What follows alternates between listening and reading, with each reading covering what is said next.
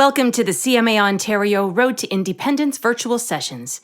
These sessions are presented by Slate Music with the support of Ontario Creates. We're thrilled to have you here and excited about the incredible conversations we have lined up for you. We'll be sharing our best tips on career development, songwriting, publishing, and so much more. If you like this video, be sure to subscribe, share with a friend, and hit that like button. Thanks for watching. Let's give this a shot, everybody. Welcome to the CCNA Songwriting panel, which has been very cleverly titled, "You Took the Words Right Out of My Mouth."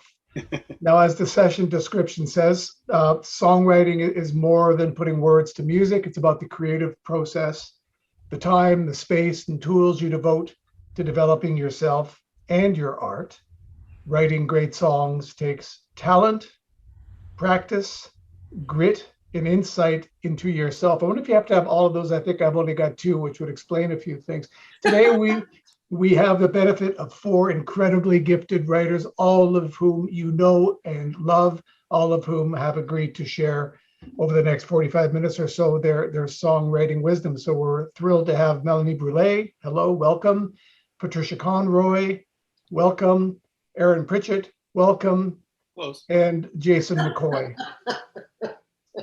Thanks everybody for coming and agreeing to participate. My name is Patrick Valentine. I'm the chair of the Songwriters Association of Canada. I have the privilege of asking our guests today a few questions, which will hopefully give you a view into the mysterious world of songwriting, certainly something of which they all know well.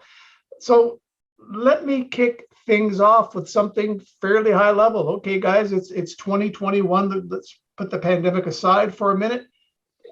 How do we write songs these days? Does anyone just pick up a guitar and see what comes out? Or is that just entirely old school? Does a songwriter these days need to know how to use GarageBand or some other recording software and create something magical in their basement before it even leaves the house? Jason, let's start with you. What's the approach these days, or is there any one specific style?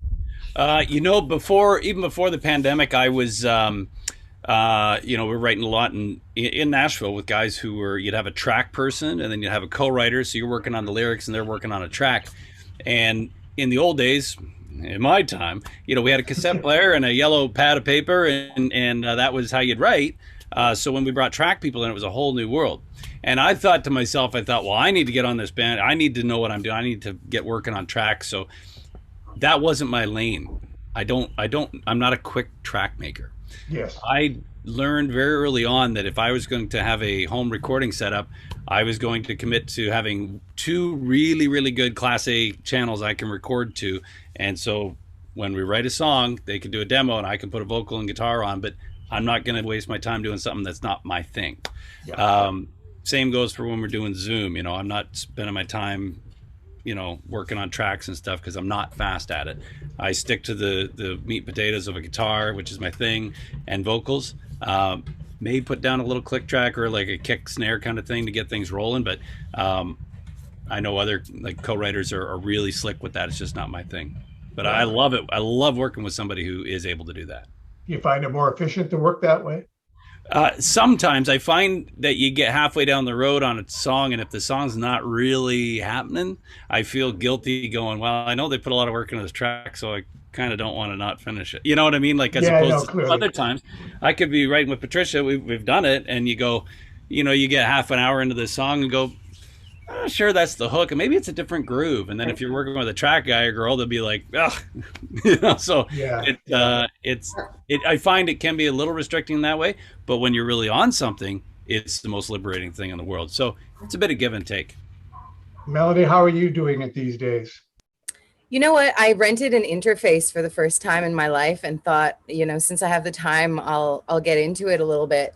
And I mean, I've always had, friends and partners and been in lots of studios, but I've never been behind the helm myself. So I was like, okay, I know the system. How can I figure this out? And my approach was to take, I'm obsessed with this really obscure song by Kate Bush called King of the Mountain, which is a ridiculous song about Elvis. But I love it. And it's super 80s. And I was like, how can I recreate this myself just as an exercise to learn how to use GarageBand?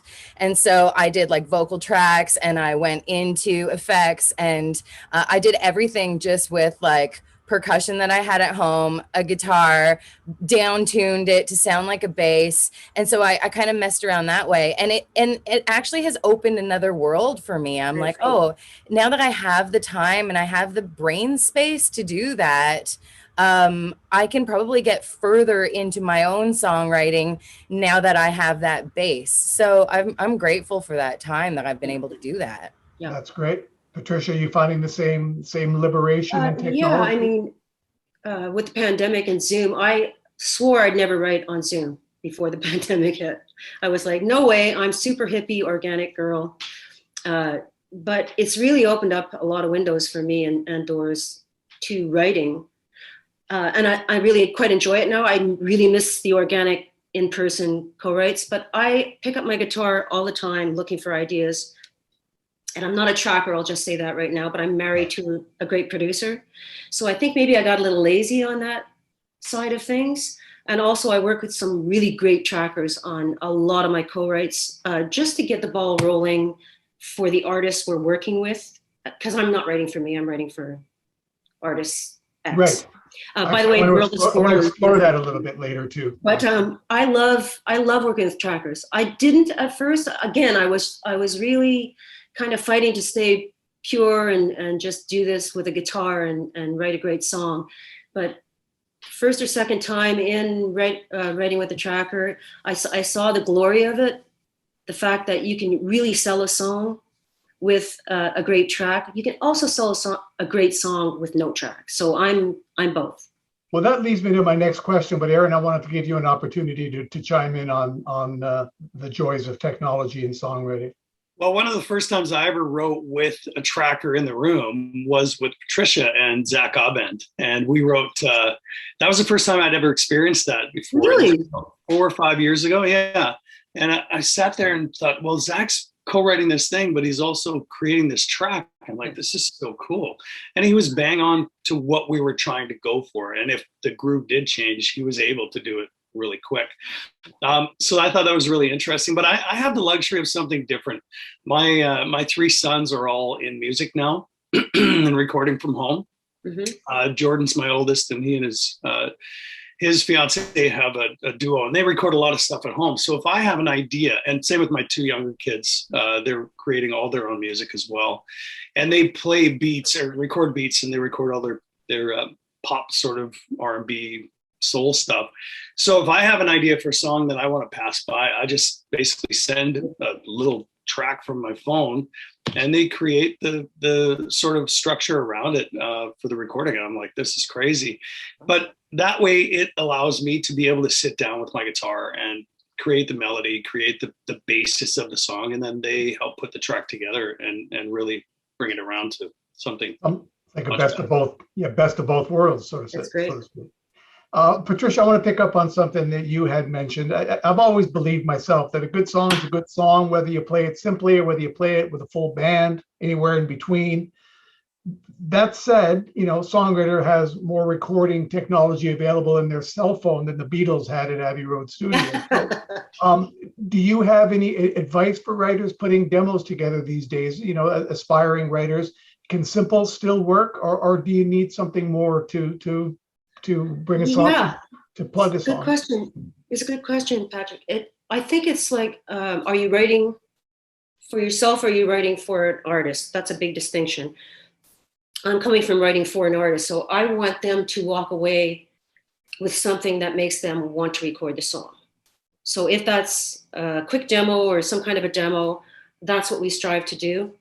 If you are an artist and you want to convince your label that this is an awesome song and they're not hearing the guitar vocal on your iPhone, then you might want to invest a little money in doing a decent demo. Does that kind of answer your question to some degree? No, absolutely. Is that everybody else's experience as well? Jason, you're nodding your head. What can you tell us? Yeah, actually, it's it's worked as a writer on other tracks. It's worked as co-writing with somebody who, we've worked on a song, and I've come away from it just a guitar vocal. And I'm a musician. I hear a lot in my head, Yeah. but even I'm like, yeah, it's okay. And then say they come back with a demo and say, hey, can you throw a vocal on this? And you do, and then all of a sudden you're cranking it in your car, going, this is great. So it's nice to see, or hear more than just a blank canvas. Sometimes it does help. Aaron, if I was going to try to pitch a song to you right now, would you be open to hearing it with just me and my guitar, or would you want me to send you a finished product? Well, I definitely love the finished product, or something, a variation of what could be a finished product for me. Ironically enough, the song that we did write with Zach, I found the demo to be better than the recording that we did. I have to admit. Well, I really thought I loved the demo. I really did. I know, so did I. That's sometimes the way, right? Yeah, totally. But to be honest, I mean, that's what artists have the ability to do. If you know it's a good song, you can hear it from just a guitar vocal demo, and then you imagine it in your mind, the way it's going to sound. And I've heard many just guitar vocal demos that have turned out to be really great songs, really great recordings. So it does help to have that, slick production, but Sure. It doesn't fully matter to me. Okay. Melanie, any thoughts on this? Yeah, I think it all depends on like who you are as an artist. And like, I'm speaking from an artist perspective because I generally write and co-write for myself. So, I mean, I do hear songs sometimes that I want to put my own spin on. And so, I mean, but you can do that hearing both versions kind of thing. I think it's nice sometimes to have that space, to be able to do your own thing with it. And I think I totally agree with Patricia that it depends on what the context is and who you're writing for. All right. Yeah. Thank you, guys. I wanted to move on to maybe focus a bit on presenting your voice as a writer. I guess both literally and figuratively. You all have such distinct and wonderful voices. I'm going to start off with a question for Jason, if I may. Do you approach rather solo writing different than writing, say, for the Roadhammers? How would you describe that difference? Yeah, you know what it is? It's with the Hammers, I have a toolbox that I never have with myself. Like, I'm really country. And so, but I've always been, like, even in high school, I was, playing, rock music. I had a Strat and, an amp with, that would go to 11. But I could never sound like the acts that I was listening to. I couldn't sing, Bryan Adams' Summer of '69. It was out of my range. So with Clay and Chris in the band, and Clay being the rock guy, Chris being the blues guy, it's like, I don't want to say that's the reason I started the Hammers, but part of it was that I couldn't do all this rock and stuff, right? And it opened up everything in two ways. It really did this in a neat way. It was like the Hammers are limited in what we can do, but that really helps me streamline when we're writing. It's like, well, that won't work, so we're not going to pursue that. And it really helps expedite writing sessions and not wasting. It's not just, well, I feel like this today. And the other thing is it has opened up the palette because it's far more than what I could do on my own. So, but writing my own stuff is a completely different animal. I haven't done it for, quite a while. I haven't had a record out for years, but, as I start thinking about doing maybe a solo, just a record, it's definitely a different animal. It's my lane, right? So, and Right. when you be a little older, you're like, okay, I pretty much know what my lane is now, and that helps too. Well, let me open that up to the rest of you. When do you find you write differently when you're writing for somebody else, or if you're writing for yourself? And Patricia, I know you're very active, in particular in writing for other artists. Do you find yourself trying to get in their head in order to write? 1,000%. Yeah. I mean, when I was writing for me, I would write here and there. Just before the record, I would spend a couple of months writing and try and get some of my songs on the record. And I was limited. Every artist is limited to what their voice will do, what their style is. And, I really try to be true to that. But writing for other people was, I think Jason mentioned Pandora's Box. Wow. It was like, here walks in Jessica Mitchell with that voice, and I get to write a song vicariously through that wonderful instrument she has. It's like, I'm really excited just talking about it, because there are artists like Aaron, just stuff I would never write, stuff could never sing, but I get to be a part of that. And I do feel like I am a part of that. Maybe too much, not credit wise, just I feel invested in it. I feel invested in the song more as an entity, so it's been great. And Melanie, when you said you write mostly for yourself, but have you had occasion to write for others, and how have you sort of tackled that? I've co-written with others for others, but the thing that I'm thinking about right now that is interesting in my case is that I write in French and in English, and it's like I am two different people. And a lot of people will say, like, you sound different when you speak French, or you sound different when you sing in French. And essentially, like, I've had a different parcours. I've had a different life in French than I have in English, and I kind of like share my time between the two. So that's kind of fascinating for me, and it's fun that I can kind of use a different style or a different edge or a different tool or whatever it is to get a different part of myself out in French and in English. So now I think you must have access to my desktop here, because that was exactly what my next question was. Like your current release, I think it's current Crier. Is that how I hope I got it right? Yeah, Is it French? The French, one last year, The Mess, wonderful song, great hook, English. Devote is like the half and half French and English. It's all over the map. And I was just wondering, I hope this isn't trite, but when you write a song, do you start in English or do you start in French, or do you have any idea what's going to come out? You know what? I honestly, I have this like maybe kind of esoteric belief that songs have their own spirit, and we are vessels that share that message. And so it's like really important to listen to what the song wants and get out of the freaking way sometimes. Yeah. And so I try to like tap into that and let the song tell me whether it's in French or in English. And I mean, when I first started songwriting, it would come out, oh, this section feels like it should be in French, and this section feels like it should be in English. And then, I kind of got into more of the concept record. So I did Débridé in French that was like a bit more indie rock, but still had this like surf twang guitar. Yeah. And so it was kind of marrying both of my lives together. And then I went like down the like, let's go real concept and write like a spaghetti Western soundtrack, Tarantino Morricone record, which was Fires, Floods, and Things We Leave Behind that I put out in 2018. So that was able to like, but they all kind of had each song had their thing. And if I think it's going on an English record, if a part tells me it's in French, who am I? Who am I to get out of the way? It, Get out of the way. That's funny. Now, Aaron, you've got such a powerful, such a recognizable voice, right? Such a singular voice. As a writer, as a songwriter, do you find yourself writing specifically for that voice, or do you find that you write songs on occasion that you wouldn't sing yourself, that you couldn't really sing yourself? Well, I've been in many writing sessions over the last, especially 5 years, where I'm like, I love this song, but it's really not for me. I can sing it, but it's just not where I'm, my musical direction's going at this point in my career, for example. And I can hear myself, or I can hear the song being done by somebody like a Blake Shelton or whomever, right? Right. And I'm not really trying to write so many songs nowadays that I have to use for my career.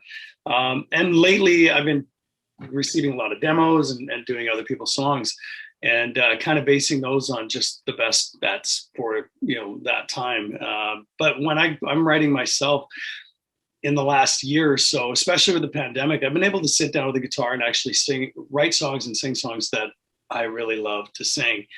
And what's happening is they're not really country songs. They're more like, I grew up on Motown, and I grew up in an era with Van Morrison and Stevie Wonder was a huge influence. So I'm starting to gear my songwriting towards that kind of thing, and not so much the radio side of things. And I try and put my voice to any song that I write, but at the same time, I'm also thinking, well, who else would this fit? Maybe Jason McCoy will do his solo album. It's long overdue, and maybe he'll be interested in it. I think Jason McCoy's Motown album is going to have a few of your cuts on it. I think. Yeah. Motown McCoy. That's like Oh, that's the gonna oh, they're excellent. Excellent. happen. I want to transition a bit from writing for someone else to writing with someone else. And co-writing, we've all talked about co-writing already today. And it's so important, not only in country, but in pop and so many realms. And I know you all have a lot of experience with co-writing. Would you have any advice for aspiring writers looking to collaborate? I mean, what do you look for in a co-writer? And well, I'll just stop there. What do you look for in a co-writer? Patricia, I may as well start with you. Yeah, sure. That's also an interesting question for somebody like me who, I'm a full-time songwriter. I don't have a day job. So my goal when I'm writing a song is to get it cut. I want to get it cut. And that's not to say I'm not totally inspired with the process. I am. I wake up in the middle of the night, often, my husband will tell you, just filled up with how Melanie put it, just something fell on me. I don't know. I just say, thank you. That's an awesome idea. Yeah. And I'm going to try not to ramble around the fence here too much, but I mentor a lot of young artists. And what I want from them in a co-writing situation is to really find out who they are as an artist, if they're not too young to even know what that is all about. Find out who inspires you, what you listen to, why you feel compelled to write your own songs. Are you a natural born writer? Is this something that you feel you have to do because you don't just want to be an artist process? You want to be an artist. You want to be a true singer-songwriter. And then we just start small. I listen to their voice. If they have ideas, that really is helpful. Especially if they have like a couple, 2 or 3 different ideas, then one might grab my attention because I'm a little bit picky about writing something that's been written already. As soon as I get an idea, I look on iTunes and has that been written and how many times and by who, and try and get a different slant on my song title even, just so it's not been written before. So for young co-writers, that's what I would suggest, is just try and come a little bit prepared. I'm like super prepared as often as possible with an idea, with some melody, with something. And that's what I would ask of a young co-writer. It is excellent advice. Sorry, my phone is ringing here. It's going to ring for a moment or two because nobody's home to answer it. Okay. Aaron, how about you? What do you look for in a co-writer? Well, I think you look for symmetry, whether or not you guys can bounce ideas off of each other. And that's something that's really important for me. I've written with writers who are very quiet, but they come up with some really good ideas. But at the same time, if they're not on the same kind of wavelength as you, it's a little tough. But that being said, 98% of the writers that I've ever written with have always had that same mentality going into a write. It's like, I got to think about who this artist is, or think about what kind of music they're writing, and find the wavelength that I can ride with them, and find a way to write for them, or write a great song on the same idea. And it's sometimes tough when you find the odd one that isn't, but then you get, and not to pump the tires, I've never written with Melanie or Jason actually either. But with somebody like Patricia, you seem to adapt extremely well, and that's what I love about you most writing with you, is that you adapt really well to the artist or the person that you're writing with, and you always seem to come out with a great song. So yeah, that being said, that's basically what it is most for me, is being able to have that symmetry and understanding who the writer is that I'm writing with, but also that they understand me. Right. Jason, any thoughts? Yeah, I'd say the same thing, coming in with something, and I say that tentatively because I don't always, but you try to come in with, you always bring your A game. And I guess the other thing is, as a co-writer, I try to do what was afforded me as a young aspiring writer, and that is to cheerlead. And I find that guys who I've written who've been the really big writers, like I was really intimidated at first when I was younger. I didn't want to say much. I was kind of quiet. And then a few of them were just like, man, that's great. Go for that. Follow. That's amazing. Like, I love that, and they're vocal about it. you automatically feel, it's like parenting almost. You automatically feel more comfortable, and then you run with it. And I'll tell you, Patricia's great at that. Jeff Steele, I just wrote with him. We've written a few songs with him over the years, and he's a guy who's written so many smash hits. He could just bully over co-write and everybody let him, but he doesn't at all. He's like, man, I love that. Like, he's a champion, and sometimes that's even better than content, right? Because it keeps the whole thing up. I love that. Is it challenging when you're working with other writers to achieve a singular vision for the song, or do you find yourself sort of competing for where the song should ultimately go? Maybe that's what you guys are talking about when you're trying to align the goals. But how challenging is it to create a single vision? That's also a great question, and totally different from what we were just talking about, I think. Is you tend to, or at least I do, because I'm writing full time, there's certain writers I write with all the time. And, certain trackers I work with a lot. Lately though, I'm working with a new company in Nashville called Reservoir, and they've set me up with all kinds of new co-writes. So I'm like walking in blind to all these new people, new trackers, new artists, new writers. So I have to adapt right away. And it's a real challenge, but I think I'm kind of loving the challenge. If you get too lazy as a songwriter, walk and go, hey, here we go. We got this song, took 3 hours. See ya. Yeah. I want to go in and I want to be inspired. I really want to be inspired. And there are some young, super talented, fearless artists, writers that are blowing my mind. I wish I was that fearless when I was their age. They walk in, they can sing, they can pick up the guitar, they've got song ideas, they're definitely, we're working together. And part of your question was, the symmetry of writing together. It's a real give and take, I think. It's important to listen.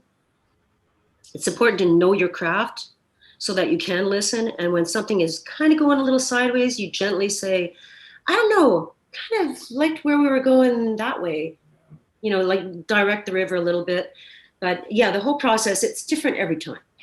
You just really have to know that you're going to walk into something that might be a little bit scary, but you've got something to contribute, and hopefully you come out of that process with a song. Melanie, you mentioned your album Fires, Floods, and Things We Leave Behind a moment or two ago, and it's so gorgeous. It's so atmospheric. Thank you. Sonically, I loved it. I loved the way it sounds. It actually, to me, felt like a concept album, right? It felt, and I don't know what your thinking was, but it sounded like there was a narrative that was connected throughout all of the songs. Was I guess it's a two-part question, but was that your vision, and open it up for everybody else? Is there room for something like that in an era of singles these days? Is it tougher for a writer to get a cut on an album because it's more of a singles world these days? But let's talk about that album. The Melody Fires, Floods. Was it meant as a sort of a unified piece? Yes, and I was kind of following my heart with it, because the album started, by no means was I like intending to write a record, but I went out on a trip with a bunch of friends who were incidentally songwriters as well, and we all met up in Nashville, and then we took Route 66 across to Vegas. And the whole point was like we were spending less than 12 hours in Vegas. It was like the journey, not the destination, so we packed a couple of us in an RV, and we had another like a sedan, and we just had an adventure the whole way through. And I was totally in a writer's block before I left in my apartment in Toronto. It was like April of one of those winters that just goes on forever. And somebody suggested it. So I was like, yeah, I need something. And I think that's really important in songwriting, is like, you need to call on either past experiences, or if you feel stuck, get the heck out of where you are, get out of your box for a minute. And I mean, funnily enough, during the pandemic, it's a time that you can like do that by watching movies and interpreting that, you can like go into your own past therapy crap that's in your head and work that out, there's always something to be done with that. But then it ended up kind of like I was I was writing songs in an RV, going down the road without even having a guitar in my hand. And I've never, ever done that before in my life. It was just like, it's coming out. Like, I'll write it down before it goes away. But I mean, I think it's also, there's talking about the last subject in this one, there's a recipe that happens when you mix different energies together, right? And that's happening in co-writing. That's happening during your experiences. It's all a different mishmash of chemicals, really, that are mixing together. And so, what are you going to get out of that? It could be different every time. And I think taking chances is really important. And I think taking chances in the songwriting process while you're in the room, and just say whatever it is that you're thinking and don't hold anything back. And it makes it easier when you have a short amount of time and you're like, okay, I'm going to do this songwrite thing with somebody in 3 hours. And then it's like, well, you don't have any time to waste. So get out all of your thoughts and don't hold on to anything. If it's like, if it doesn't work, let it go, use another one. And I think it's important to take chances in your career in general and reach out to people. Like, if you want to co-write with someone who you might think is out of your league, there's never been a better time to break all of the rules than right now. So my advice is go for it. Now's the time for me to ask you guys, I guess, then, break. Sorry. To co-write. Oh, yes is the answer. Yes, absolutely, 100%. Aaron, is it the era of singles? Is there a place for albums anymore? You know what? It's ever evolving. You have to adapt to what the world's leading you towards. I've been doing a lot of singles since my last album, which was an EP, which was what I thought I was going to be doing again, an EP, but yet the last single I had was just a single. It wasn't on any album at all. But I don't know. We're trying to figure out what radio wants and what, the fans want. And judging by what's happening right now, it seems like it's a singles world. Yeah. You can put a single out and build a whole, marketing thing behind it and put a bunch of PR to it. And it feels like it's an album on its own, just as a single. So it's so big, yeah. It feels like that's where it's at right now. Like, I've got another single that I'm recording right now. My intention is to put it on an EP and make it a part of an EP. And yet I'm still kind of going, is it going to be? Is it just going to be a single that's like a record of its own? And then we move to the next single that's a record of its own, because they can be quite successful on the DSPs, the digital streaming platforms. It's tough, but I sure hope it doesn't get away from that. And I really do hope that we can still do records, because there's so many records that I've enjoyed and we've all enjoyed over the decades that I've been around, and all those albums that I listened to, and even turning into CDs before the digital age. Yeah. I loved having those extra songs on there, listening to them. Are there fewer opportunities now, guys, for songwriters because of the prevalence of singles in the marketplace, or are you not finding that? Jason, what do you think?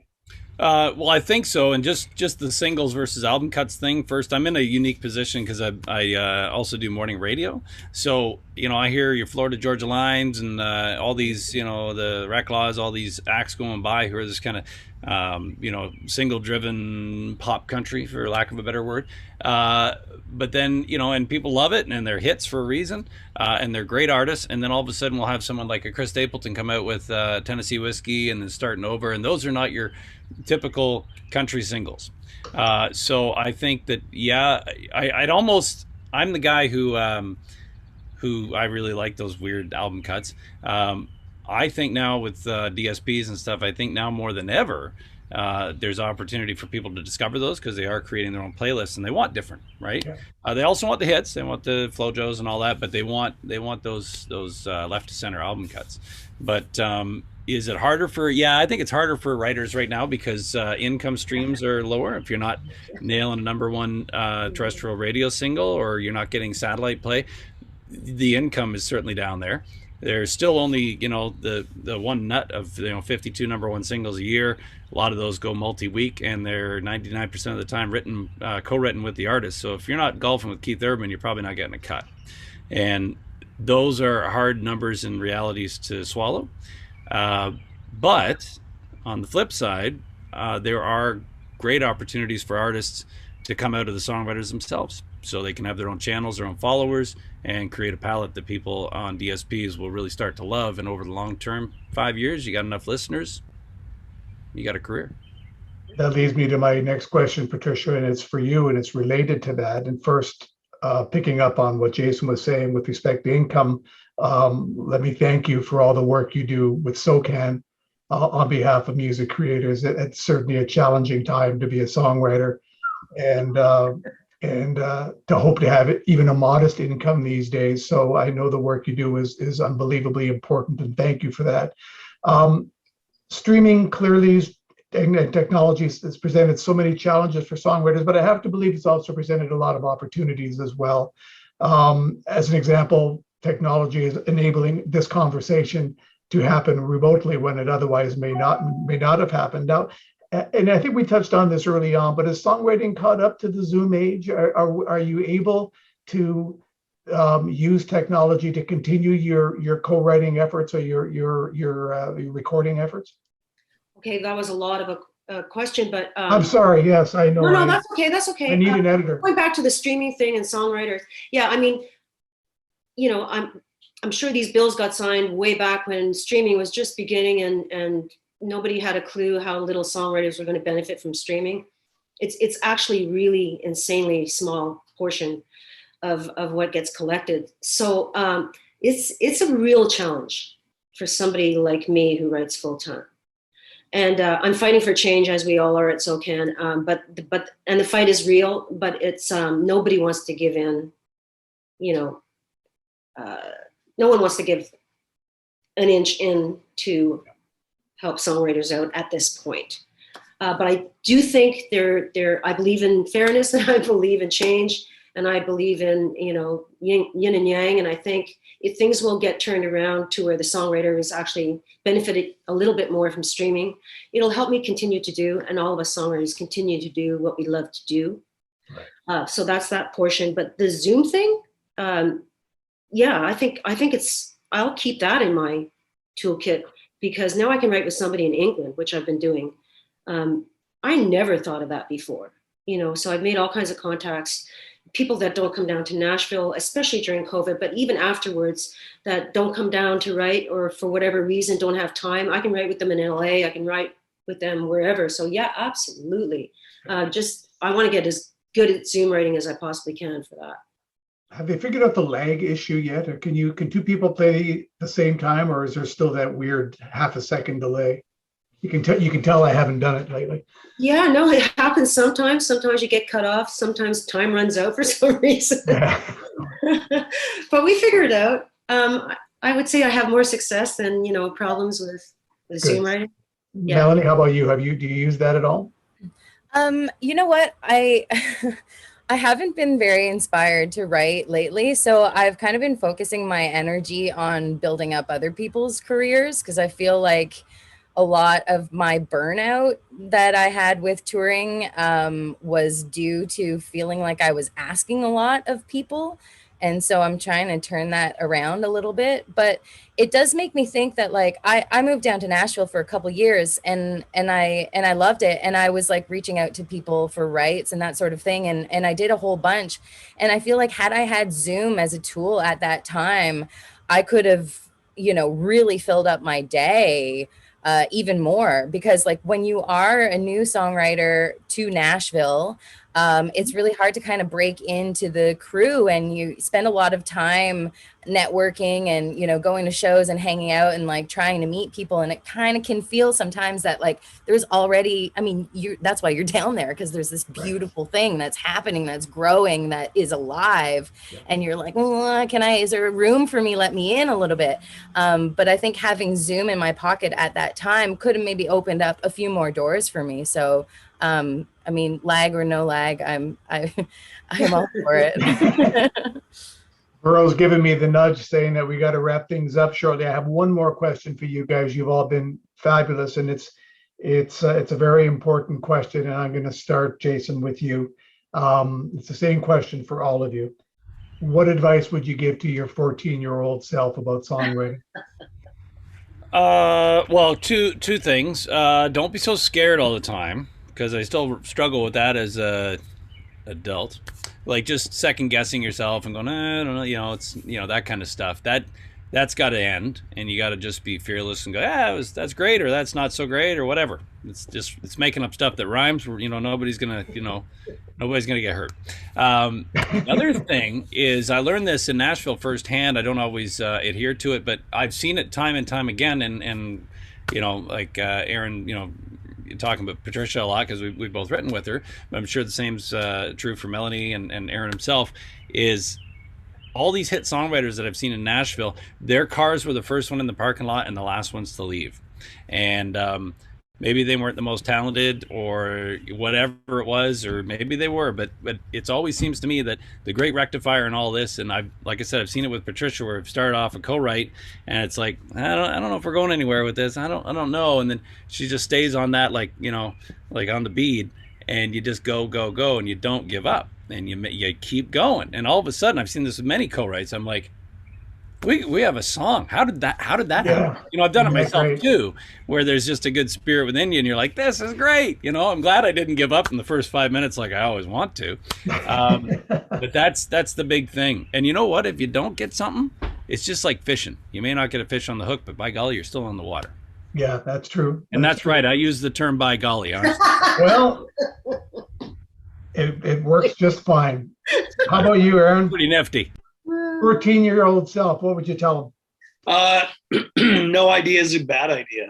It's an idea. And if it doesn't work, it doesn't work. But mainly that's just it. I mean, I look at, to use an example, I thought, Hold My Beer, for example, was just the dumbest thing. And I'm the one who thought of it. And I was hesitant, to say it.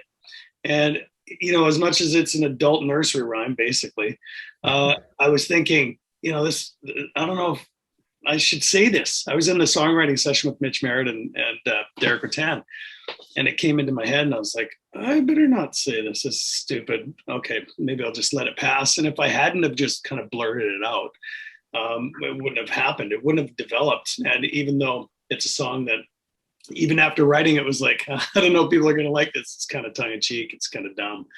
And it turned into something good. So just don't be afraid to say whatever comes out of your mouth. Whatever's let the words come out of your mouth, and then nobody can actually take them out of your mouth for you.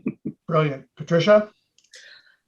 Wow, I'm trying to remember my 14-year-old self. Yeah, it's kind of a random number, by the way, 14. Oh, I just wondered, when did you start writing songs? How old were you? I think I was still testing marijuana at that point, maybe. I don't know. But anyway, I have so many comments, but it's not my show. We can delete that part. But no, I certainly lived before I got into being an artist at all. I didn't really start the artist thing until at least age 25 or 26, something like that. But anyway, that's a book. That's another story. I would say to my 14-year-old self, so here's the deal. You're going to grow up. You're going to join a band. You're going to learn how to be a front person. You're going to start to write songs. You're going to start to get a few fans. You're going to get really hungry to move to the next level. Then you're going to move to the next level. Then you're going to stay with it, even though you're not making any money.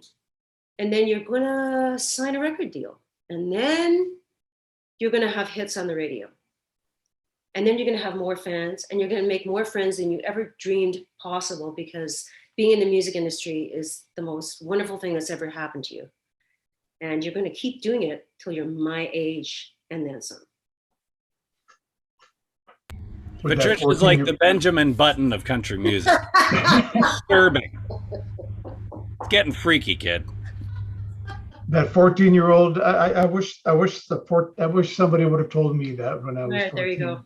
But then there you go. And Melanie, what about you? What would you tell your Were you writing songs at 14?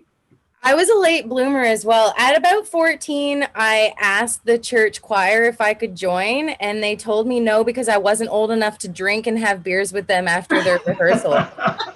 True story. So I was rejected. But I started writing music. I only learned how to play guitar at 21, and that's kind of, I went to Australia by myself for a year and just pretended I was someone else, and it stuck.